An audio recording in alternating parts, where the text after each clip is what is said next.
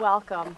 We are gathered here today in this magnificent place for a very special and joyous occasion, and that is the joining of Andrew and Natasha in marriage. Marriage is a beautiful relationship between two people, and it's founded on love. A poet once put it this way: suddenly there's no more mystery. It seems like you're the other half of me.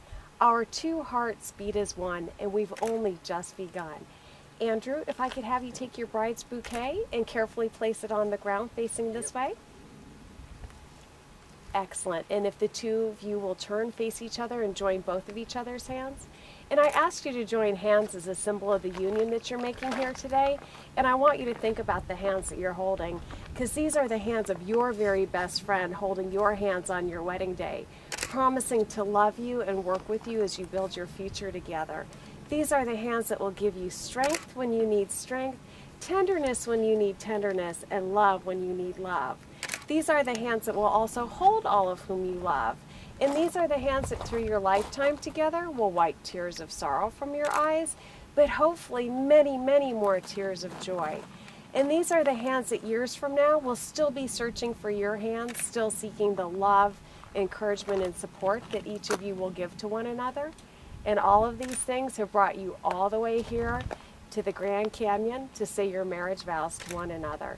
And it's important to understand that these vows cannot be made lightly. And Andrew and Natasha, I'm sure the two of you realize this. They need to be made with a great deal of consideration and respect. And with that very thought in mind, Andrew, I have a question for you. Do you take Natasha to be your wife, to live together in marriage, to love her, comfort her, honor and keep her in sickness and in health, and forsaking all others, be faithful only to her as long as you both shall live? I do. Excellent. Then please repeat after me while looking at your bride. I, Andrew, take you, Natasha, to be my wife. I, Andrew, take you, Natasha, to be my wife. To have and to hold from this day forward. To have and to hold to this day forward. I promise to be your true and loyal husband. I promise to be your true and loyal husband.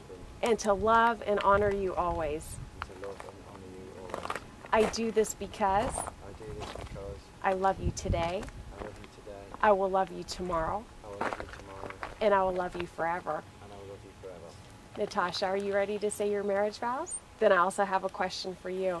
Do you take Andrew to be your husband, to live together in marriage, to love him, comfort him, honor and keep him, in sickness and in health, and forsaking all others, be faithful only to him as long as you both shall live?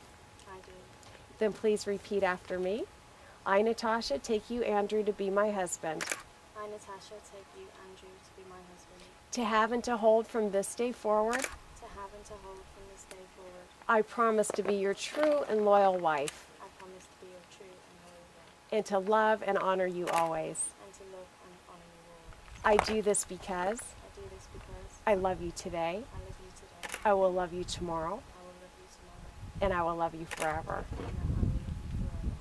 And now, because we're in this very beautiful place on this beautiful day, I have an Apache wedding blessing for you.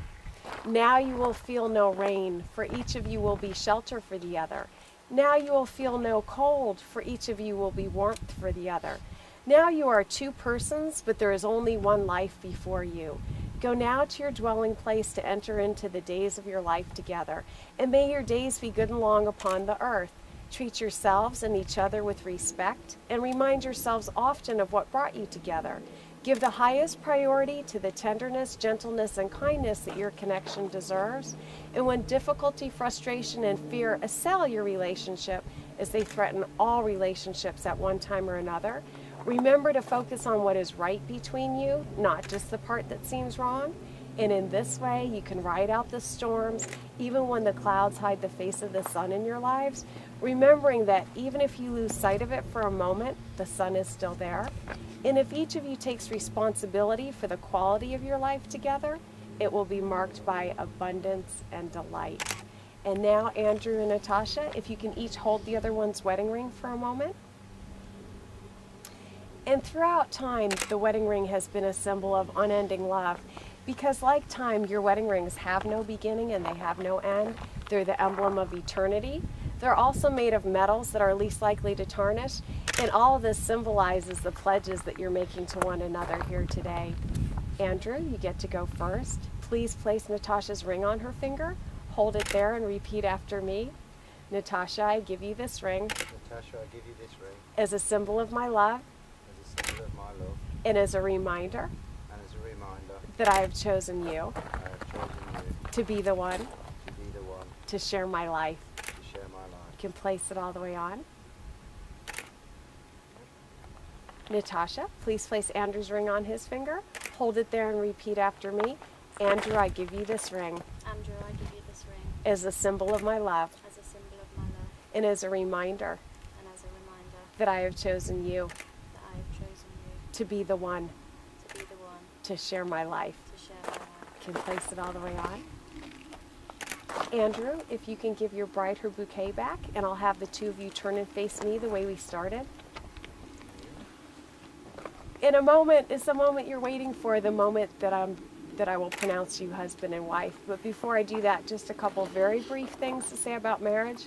Good reminders, good things to keep in mind. Marriage is being in love for the rest of your life. It's love walking arm in arm with your very best friend. It's thinking of new things to do together. It's laughing about the silly things in life with care and tenderness. It's trusting each other even though from time to time you may be far apart. It's the realization there's no one else in the world you'd rather be with. Certainly no one else you'd rather be married to. It's growing old together, but most of all, it really is being in love for the rest of your life. Andrew and Natasha, you've said your marriage vows to one another, witnessed by those of us present here today.